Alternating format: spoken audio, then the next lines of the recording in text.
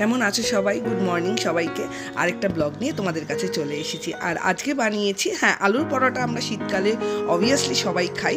আমি আজকে বানিয়েছি সুজি আর আলুর পরোটা। তো সুজি আর আলু সিদ্ধ লাগবেই সেটা। আর এটাকে পরিবেশন করেছি ধনেপাতার চাটনি দিয়ে। চলো, দেখতেই পাচ্ছ কতটা নরম হয়েছে পরোটাগুলো। এভাবে করে কিন্তু বাচ্চাদের টিফিনে বা সকালবেলার জল খাবারে বা সন্ধ্যের জল খাবারে কিন্তু এই রেসিপিটা ট্রাই করতে পারো। পুরো রেসিপিটা দেখার জন্য অনুরোধ রইল। আমি এখানে একটা তাওয়া বসিয়ে দিয়েছি, আর তাতে আমি পরিমাণ মতন জল আর একটু নুন, একটু মিষ্টি, সুগার আর একটু সর্ষের তেল দিয়ে দিয়েছি। তোমরা এটা সাদা তেলও দিয়ে দিতে পারো। এবং ভালো করে কিন্তু জলের সাথে পুরো তেলটা আর নুন আর মিষ্টিটা মেল্ট হওয়া অবধি ওয়েট করতে হবে। আর দেখতেই পাচ্ছ 1 কাপ মেজারিং কাপে যাবে।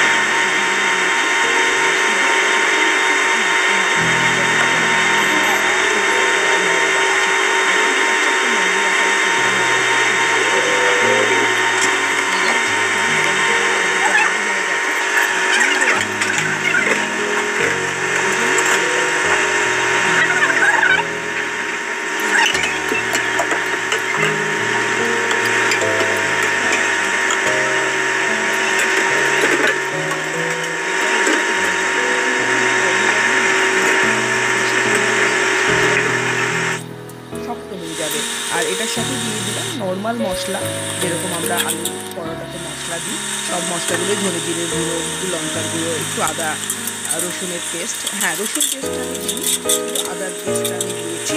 আর দিয়ে দিলাম ধনেপাতা। তোমরা চাইলে এটার সাথে কিন্তু পেঁয়াজও অ্যাড করতে পারো। আমি আর পেঁয়াজ দিইনি। এটাকে পুরোপুরি কিন্তু ভালো করে মেখে নিতে হবে। মেখে কিন্তু একটা মন্ডের আকারে মাখিয়ে নিতে হবে। আর যত মাখবে দেখবে এটা একটু আঠা আঠা ভাব রয়েছে। তার জন্য আমি এখানে 3 থেকে 4 চামচ আটার অ্যাড করছি। তো আটাটা অপশনাল, তোমরা চাইলে ময়দাও অ্যাড করতে পারো। তো পরোটাটা আটা আর ময়দার মিশিয়ে ভালো হয়। তো এখানে মোটামুটি আমার ময়দাটা রেডি হয়ে গেছে। আর একটু তেল মাখিয়ে এটাকে আমি 5 মিনিট রেস্টের জন্য রেখে দিলাম। তো রেস্টের পর আমি এটার ভিতরে একটু কালো জিরে ছড়িয়ে দিয়েছি। আর দেখতেই পাচ্ছ হাতে তেল ব্রাশ করে আমি এটাকে কিন্তু লেচির মতন করে নিচ্ছি। তো এভাবে করে লেচি কেটে আলাদা আলাদা করে রেখে নিলাম। এরপরে আমি লেচিগুলোকে বেলবো, বেলে এবার ভাজবো। ব্যাস, তাহলেই রেডি হয়ে গেল আমার আলু সুজির পরোটা। আলুর পরোটা আমরা ময়দা দিয়ে খেয়েছি। এই পরোটাটা তোমরা সকালের জলখাবারে বা সন্ধ্যের জলখাবারে চায়ের সাথে বা তোমরা টিফিনে, বাচ্চার টিফিনে এটা কিন্তু দিয়ে দিতেই পারো। তো এটা কিন্তু ভীষণ ভালো হয়েছিল। আর যেটা সব থেকে ভালো হয়েছে সেটা হচ্ছে ভীষণ সফট হয়েছে।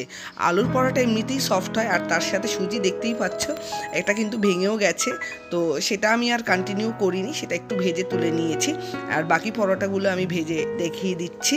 তো এভাবে করে কিন্তু তোমরা পরপর পরোটাগুলো, এখানে আমি কম তেলে ভেজেছি, তোমরা চাইলে কিন্তু ডুবো তেলেও পরোটাগুলো ভাজতে পারো।